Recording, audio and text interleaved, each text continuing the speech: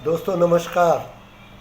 दोस्तों आज हम बात करेंगे कि किस प्रकार लोगों ने अपने जीवन को सिर्फ पैसा कमाने और पावर हासिल करने के चक्कर में पूरी तरह उसी में झोंक दिया है। उनको वो उसी को बस खुशी मान रखा है कि पैसा कमाने की धुन में सुबह से शाम तक लगे हुए हैं। न किसी बात का होश है, न किसी बात की चिंता है। सोचते हैं जब हमारे पास खूब पैसा हो जाएगा तो जीवन में मज़ा करेंगे। मतलब एक नशा है, वही नशे में सब लोग देखिए पागल की तरह घूम रहे हैं। अब इस विषय में देखिए, मैं आपको एक कहानी सुनाता हूँ जो सच्चाई है, कहानी नहीं, एकदम सच्चाई है। अब कुछ भी उल्टे सीधे काम करके लोग कुछ भी बेईमानी, चोरी, रिश्वतखोरी, किसी बात की कोई चिंता नहीं उन्हें, बस पैसा आना चाहिए, कैसे भी पैसा आना चाहिए। तो इस विषय में एक पुरानी कहानी है कि एक इसी तरह का एक आदमी था, मतलब एक लुटेरा था। लुटेरा, वो पुरानी कहानी है तो पुराने ज़माने की, तो वो कहती है कि एक लुटेरा था। वो क्या जंगल में रहता था। जंगल में रहता नहीं था, मतलब सुबह सुबह जंगल निकल जाता था और वहाँ से जो कोई भी लोग निकलते थे उनको लूट लेता था, उनसे सब कुछ लूट के और उनको मार देता था। और उस प्रकार उसका जीवन चल रहा था। उसने इससे ज़्यादा कुछ समझने की ज़रूरत भी नहीं समझी कि वो सही कर रहा है या गलत कर रहा है। तो हुआ ऐसा कि एक बार महात्मा बुद्ध उस रास्ते से निकले।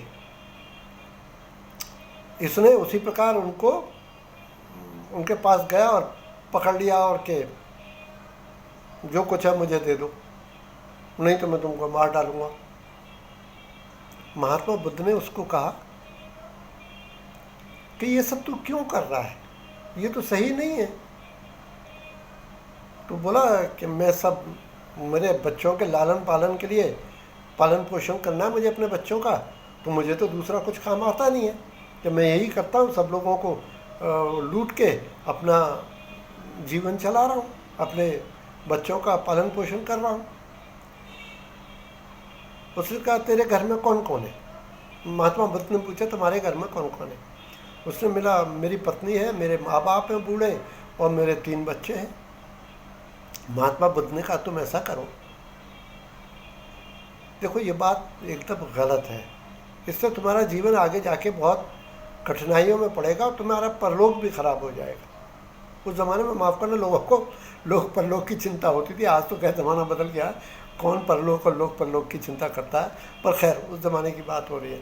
तो उसने कहा, वो लुटेरे ने बोला कि अरे ऐसा कैसे, तुम मुझे मूर्ख समझते हो, मैं जाऊंगा वहाँ। और नहीं, महात्मा बुद्ध ने बोला तुम एक काम करो, अपने घर जाओ और अपने घर वालों को तू जाके बोलो कि मैं ये सब काम करता हूँ आप लोगों का पालन पोषण करने के लिए, तो मुझे जो पाप का भागी बनना हूँ, जो मुझे पाप मिलेगा तो उसके आप भी भागीदार हो इक्वल। जा, महात्मा बुद्ध ने कहा तू जाके पूछ के अपने घर वालों को, क्या तेरे पाप में वो सहयोगी हैं? क्या तेरे पाप का, जब तो पाप का हिसाब होगा ईश्वर के यहाँ, तो वो भी पाप का, तेरे पाप का वो भोगने के लिए तैयार है? उसने कहा क्या बात कर रहे हैं, मुझे मूर्ख समझते हो, मैं जाऊंगा घर, तुम भाग जाओगे यहाँ से? महात्मा बुद्ध ने कहा नहीं ऐसा कुछ नहीं, तू ऐसा कर, मुझे पेड़ से बांध के जा अच्छी तरह और फिर जाके पूछ के आ, और फिर मैं तुझे सब कुछ दे दूंगा जो भी मेरे पास है, जरा पूछ के आ।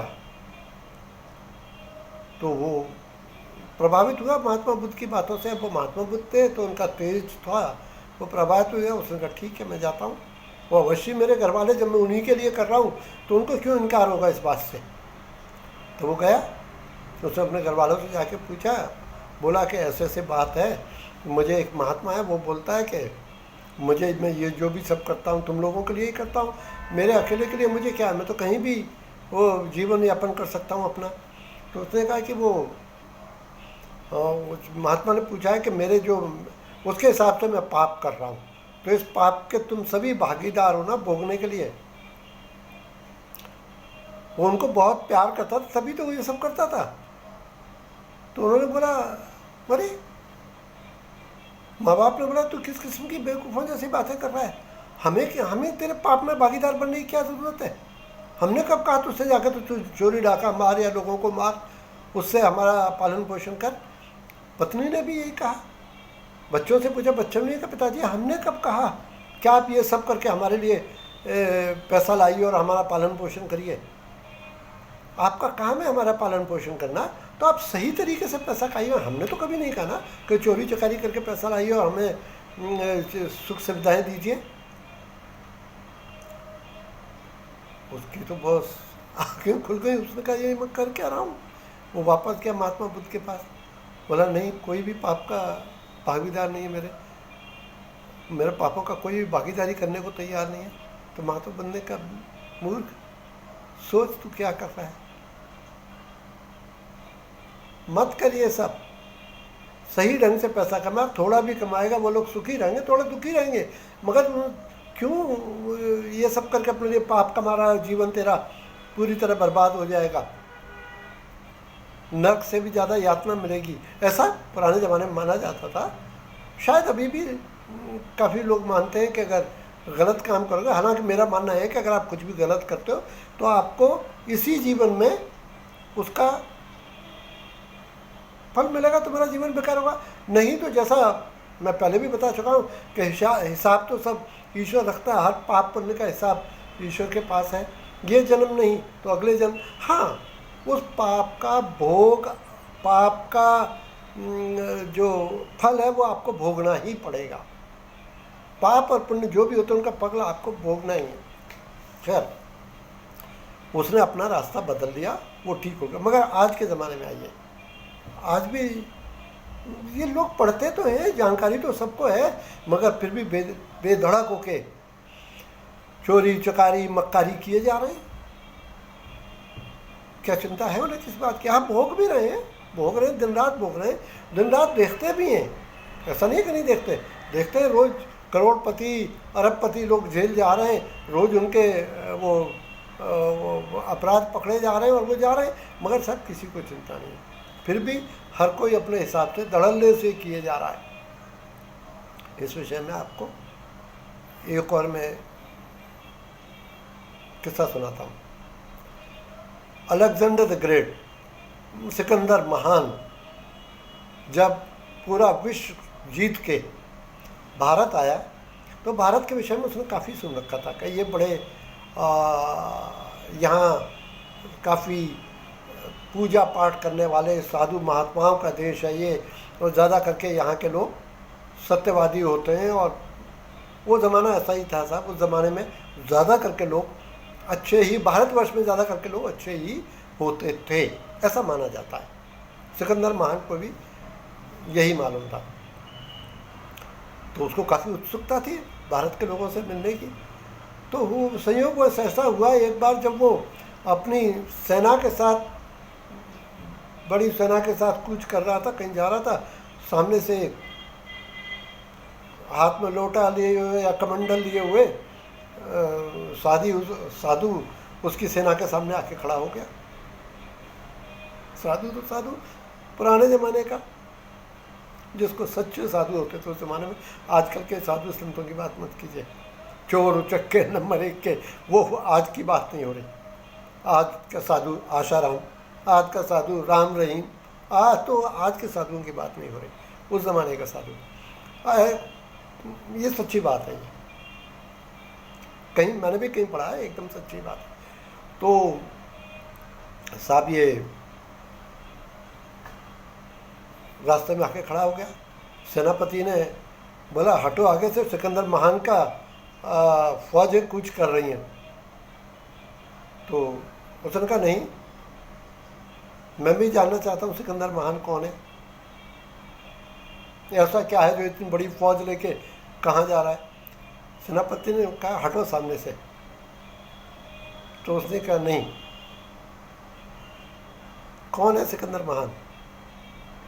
उसने कहा अरे उन्होंने पूरा विश्व जीता हुआ है, तुम कैसी बातें करते हो? बोलता बुलाओ उसको। साधु बोलता बुलाओ उसको। सेनापति गया, उसने सिकंदर महान को कहा कि साहब ऐसे ऐसे आप भारतवर्ष का देखना चाहते तो एक साधु सामने आ गया है, वो हटने को तैयार नहीं है रास्ते में से। सिकंदर महान को बड़ी उत्सुकता हुई, वो अपना हाथी पे बैठे सामने आए। आगे उसने देखा एक नंग धड़ंग साधु हाथ में कमंडल लिए खड़ा है। सिकंदर महान ने कहा अरे हटो, तुम कौन हो? तो साधु बोला तुम कौन हो? सिकंदर ने ग्रेट ने बोला कह रहे मैं सिकंदर हूँ, तुमने मेरा नाम नहीं सुना? मैंने पूरी दुनिया जीत के मैं भारतवर्ष में आया हूँ, पूरी दुनिया जीती है मैंने। क्या तुम्हें डर नहीं लगता मेरी इतनी बड़ी सेना देख के? साधु बोला डर? डर किस बात का? तुमने कहा पूरी दुनिया जीती है। खैर तुम कहते हो तो मान लेता हूँ जीती होगी, अब मुझे डर किस बात का? मैंने तो दुनिया बनाने वाले को जीता हुआ है, फिर मुझे ये सेना और लोगों के आने जाने से मुझे किस बात का डर? सिकंदर को बड़ा आश्चर्य हुआ। उसने कहा तुम्हें देख के लगता तो नहीं है तुमने कुछ जीता है, सर पर शरीर पर वस्त्र नहीं है, हाथ में एक खाली कमंडल है, उसके भरोसे तुम बोलते तुमने दुनिया बनाने वाले को जीता है? बोलता बिल्कुल जीता है। तो पर साधु बोला खैर जाने दो इन बातों को कि मैंने क्या जीता है क्या नहीं जीता। तुम कहते हो तुमने पूरी दुनिया जीती है, तुम्हारे पास अपूर्व संपत्ति है, पूरा संसार तुम्हारा राज्य है, तो आओ चलो इसी विषय में थोड़ा बात करते हैं कि तुम्हारे पास संपत्ति के लिए उसका मूल्य कितना है। सिकंदर बोला उसका तो मुझे भी ज्ञात नहीं है, बेहिसाब संपत्ति है पूरी दुनिया जब मेरी है तो फिर। बोलता ठीक है। साधु बोला ठीक है देख लेते हैं। बोलता अच्छा ऐसा समझो कि तुम एक रेगिस्तान से गुजर रहे हो, बहुत दिनों से, जैसे तुम फौज लेके अभी जा रहे हो, रास्ते में रेगिस्तान आता है और रेगिस्तान में दूर दूर तक कहीं पानी नहीं है, पानी खाना पानी तुम्हारा ख़त्म हो चुका है और तुम प्यास के मारे परेशान हो, और मैं सामने से अपने लोटे में कमंडल में एक पानी लेके, एक लोटा पानी लेके मैं तुम्हारे सामने खड़ा हूँ, तो उस पानी को प्राप्त करने के लिए तुम मुझे क्या कीमत दोगे?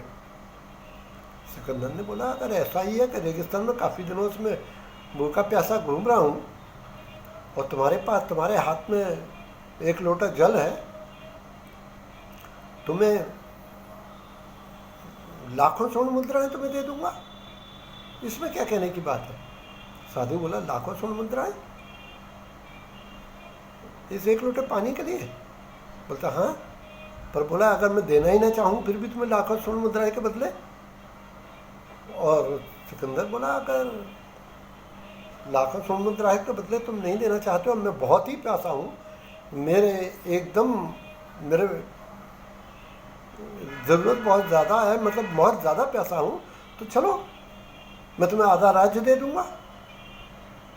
साधु बोला और मैं फिर भी ना दूं तो?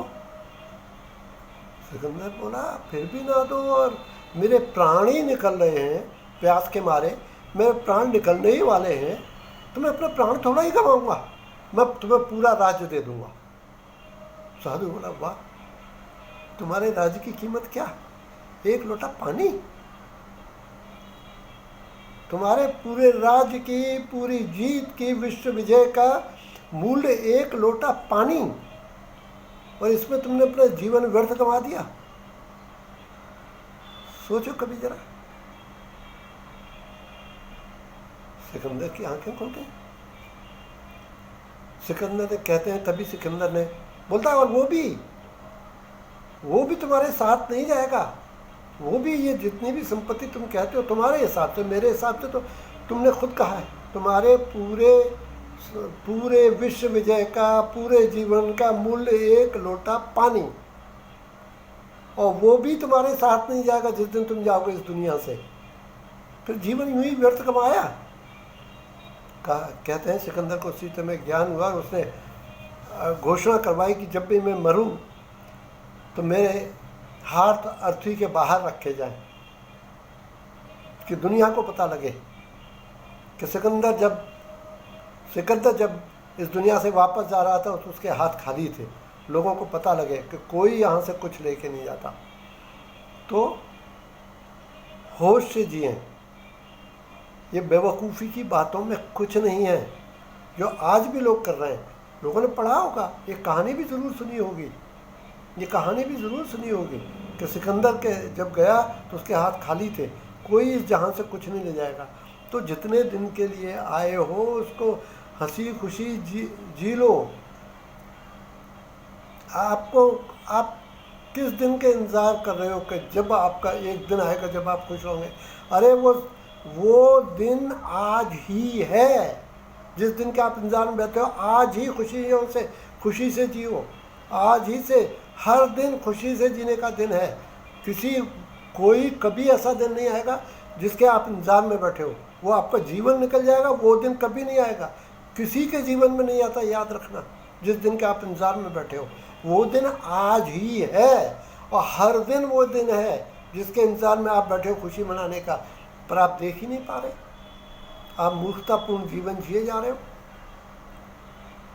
आपने देखा होगा, आपने ये भी तो देखा होगा कि बड़ा बनने की चाह में रोज मर मर के जी रहे हैं, और कोई बड़ा आदमी और बड़े आदमियों से ताल्लुकात बनाने में लोग लगे हुए हैं कि बड़े बड़े आदमियों से मेरे ताल्लुकात बने, मैं आगे बढ़ूं, और ऐसे ऐसे ख्यालों के साथ। और बड़े लोग, आप जानते हैं जिनको आप बड़ा समझते हैं ना, जो सो कॉल्ड बड़े लोग हैं, ये सबसे वाहियात लोग होते हैं।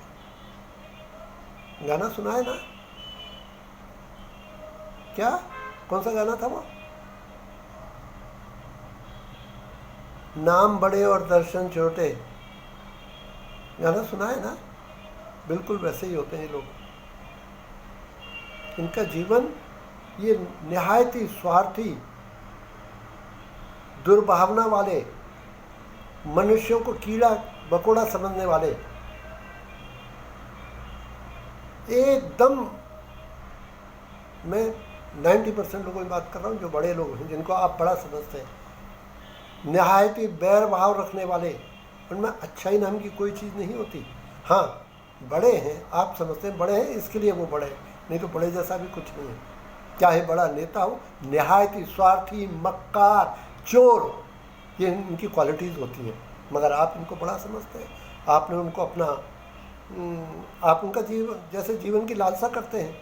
मालूम है लोगों का जीवन कैसा होता है? पहाड़ देखें, पहाड़ देखें ना, दूर से कितने हरे भरे और सुंदर नज़र आते हैं, है ना? हर कोई चाहता है पहाड़ पे पहुंचना, पहाड़ के नज़दीक जाना, और जब आप नज़दीक पहुंचते तो क्या देखते हैं? ईंट, कंकड़, पत्थर, कुछ खूबसूरती नहीं होती पहाड़ में। नज़दीक जाएंगे तो ईंट, कंकड़ और पत्थर ही होता है। ठीक उसी तरह ये सो कॉल्ड बड़े लोग, जिनका जैसा आप बनना चाहते हैं, इनका भी जीवन उसी तरह होता है। नज़दीक जाएंगे एकदम कंकड़ पत्थर के माफ़ी की, उनमें मनुष्यता जैसी कोई चीज़ नहीं होती। चाहे आपके नेता हों, चाहे इंडस्ट्रियलिस्ट हों, जो भी, जो बड़े, जिनको आप बड़ा समझ के करते हैं और उनके निकट जाना चाहते हैं। तो दोस्तों, ज़रा सावधानी से काम लीजिए, होश से काम लीजिए। आपके पास जो परिवार है वही लोग आपके सिर्फ अपने हैं इस दुनिया में, और उनके साथ खुश रहिए जो ईश्वर ने दिया है। देखिए,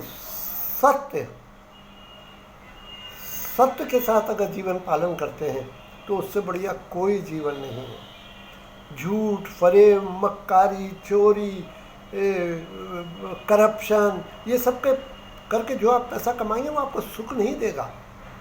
हाँ, सुविधाएं दे सकता है मगर सुख नहीं देगा। और जिस जीवन में सुख और शांति नहीं है, वो जीवन कितनी भी सुविधाओं से भरपूर हो, उसका कोई मतलब नहीं है, कोई मतलब नहीं है। दोस्तों अब देखिए,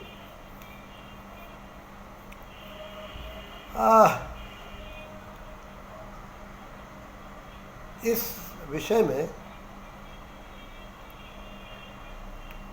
देखिए, जब आपके पास सच्चाई होती है ना, सच्चाई जिसको बोलते हैं, जब आप हृदय से सच्चे हैं, किसी के बारे में बुरा सोचते नहीं, तो ईश्वर हमेशा आपके साथ रहता है।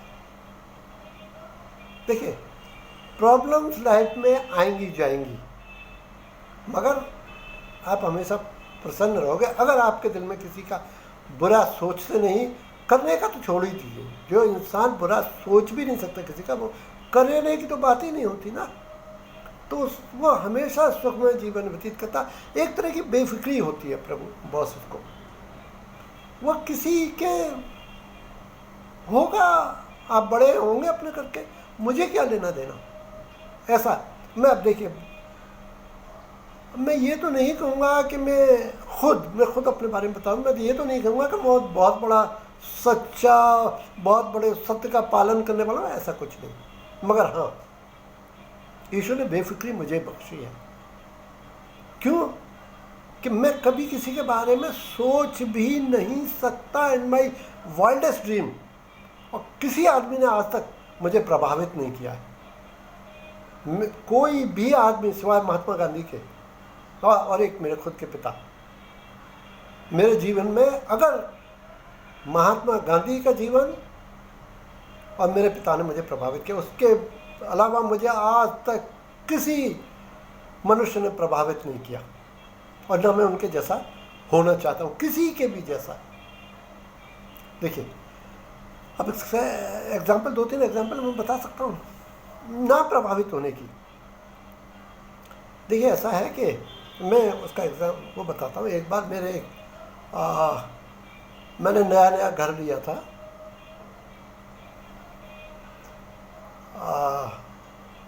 पहले मैं विजय विहार में रहता था।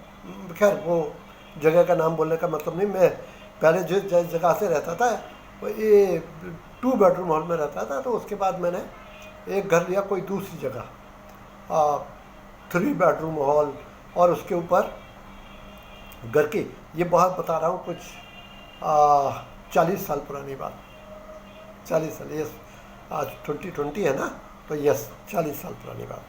तो मैंने 3 बेडरूम हॉल लिया। मकान की कुछ 1600 स्क्वायर फुट का मकान था, नई बिल्डिंग है, एकदम ब्रांड न्यू बिल्डिंग। तो लिया सब, मकान की कीमत सिर्फ 1 lakh. Can you imagine, 1 lakh. अब उस पर डेकोरेशन इंटीरियर का काम कराना था, तो मैंने एक इंटीरियर वो फाइनलाइज किया। उसने बोला 3 लाख रुपए में एकदम फर्स्ट क्लास, जैसा मैं चाहता था वैसा बनाया, कॉन्ट्रैक्ट दे दिया साहब। 2 साल लगे बनने के लिए, वो 2 साल तक काम चलता रहा, हम वहीं रहते रहे। पर उसने एकदम खूबसूरत, ज़बरदस्त खूबसूरत मकान बनाया। खैर, बात कुछ और बताना चाहता था। एक दिन अब उस, देखिए, मैंने जैसा बताया, मैं किसी से आज तक प्रभावित हुआ ही नहीं। Yes, but I become friendly with anybody very fast. I just because I cannot think bad about anyone, so I trust everybody, anybody and everybody I trust in my life, and I become friendly with the people. Whatever they say, for me it's okay. For me, I don't see any reason why should they speak lie to me. That's my way of thinking. Anyway, तो साहब एक दिन उसने बताया, मेरा मकान तो काम चल ही रहा था, ऑलमोस्ट कंप्लीट हो गया था। उसने बताया कि उसकी शादी होने वाली है। तो उसने हमें इनवाइट किया, मुझे और मेरी वाइफ को। हम लोग गए उसकी शादी में। नटराज होटल में शादी थी, मरीन ड्राइव पे। उससे पहले उसने मुझे ये कभी नहीं बताया था कि उसके कौन रिश्तेदार हैं, क्या है क्या। जब वहाँ गए तो वहाँ हमारे बीजेपी के जो नेता हैं लाल कृष्ण आडवाणी, वो आए हुए थे। उस दिन पहली बार उसने मुझे बताया कि लाल कृष्ण आडवाणी उसके जीजा जी हैं। खैर, उन दिनों जनता पार्टी की सरकार नहीं थी, उन दिनों शायद इंदिरा गांधी की ही सरकार थी। इंदिरा गांधी प्राइम मिनिस्टर थी उन दिनों। तो हाँ, उसने मुझे मिलवाया कि मेरे जीजाजी लाल कृष्ण अडवाणी जी। तो खैर उनकी फ़ोटो वोटो तो हम देखते थे। राजनीति से मैं कभी ज़्यादा वो नहीं, तो जैसा मैंने कहा मैं प्रभावित किसी से हुआ ही नहीं आज तक। तो मैंने उनसे हाथ मिलाया, उन्होंने बात की कि कैसे हैं, कैसा व्यापार चल रहा है। उसने बताया कि मैं आजकल इनका घर का डेकोरेशन का इंटीरियर कर रहा हूँ। तो उन्होंने बताया कैसे हैं कैसे। आप यकीन मानिए, हो सकता है ये मेरी मूर्खता ही हो, मैंने उनसे हाथ मिलाने के बाद मैंने उनसे 1 मिनट भी, उन्होंने वो पूछ ही रहे थे तो मैं आगे बढ़ गया।